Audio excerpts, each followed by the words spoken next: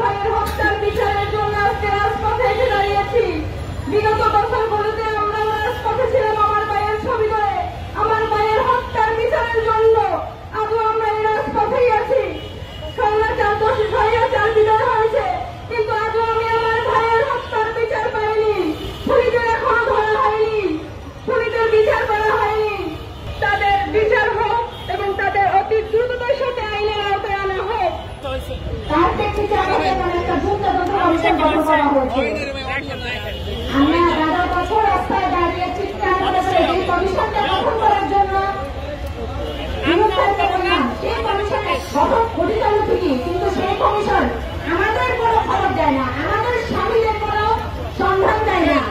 এই কমিশনটা আমি জানি না, আমার ঘর থেকে এটা বলতে হচ্ছে যে এই কমিশনটা গঠন করলেন আমরা যারা গুম হয়ে থাকা যে ব্যক্তিরা আছে এখনো ফেরত আসেনি, সেই পরিবারের সদস্যগুলো আমরা রাস্তার মধ্যে দাঁড়া গেলে চিৎকার করে বলে বললাম আমাদের একটা কমিশন দেয়, আমাদের একটা খবরের জন্য একটা ব্যবস্থা করে দেয়। সেই কমিশন গঠন হলে ঠিকই, কিন্তু সেই কমিশন এখন পর্যন্ত আমাদের স্বামীরা এবং গুম হয়ে আছে তাদের ব্যাপারে কোনো রকম কোনো তথ্য দেওয়া দিচ্ছে না।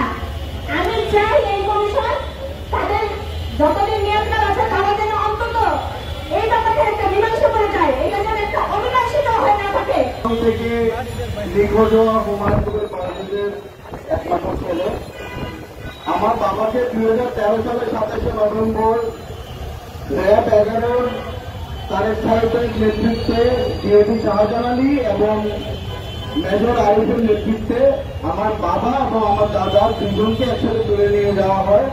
আমার বাবা ছিল লাকসাম পৌরসভা বিএনপি সভাপতি, আমার দাদা ছিল লাকসাম উপজেলা বিএনপি সভাপতি এবং সাবেক এমপি।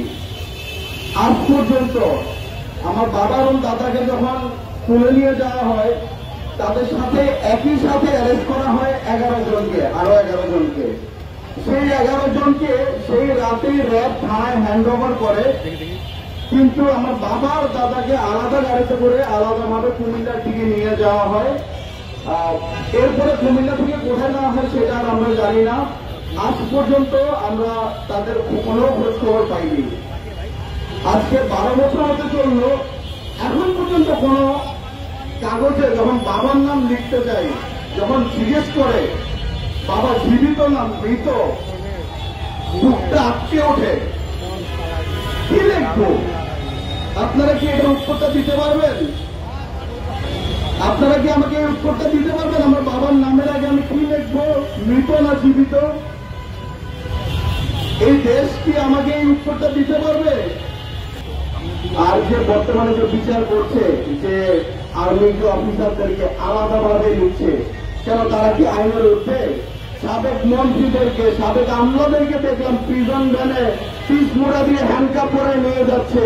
সাবেক এমপি মন্ত্রীদের চেয়ে কি ওই যে খুনকারী মানে করাপ্টেড অফিসারদের দাম বেশি? আমার নাম রেশমা। 12 বছর আমি আমার স্বামী গুম হওয়ার চলতে স্ত্রী পরিচয় নিয়ে গেলাম।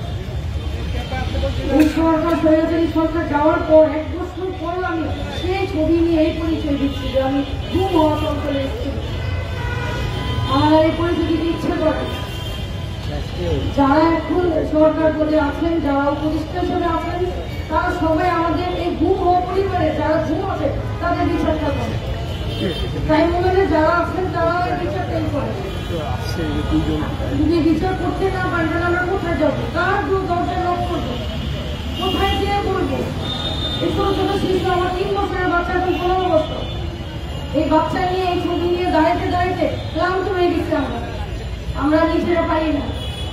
এখন আপনারা যদি পারেন তাহলে এই বিচারটা করে দেন।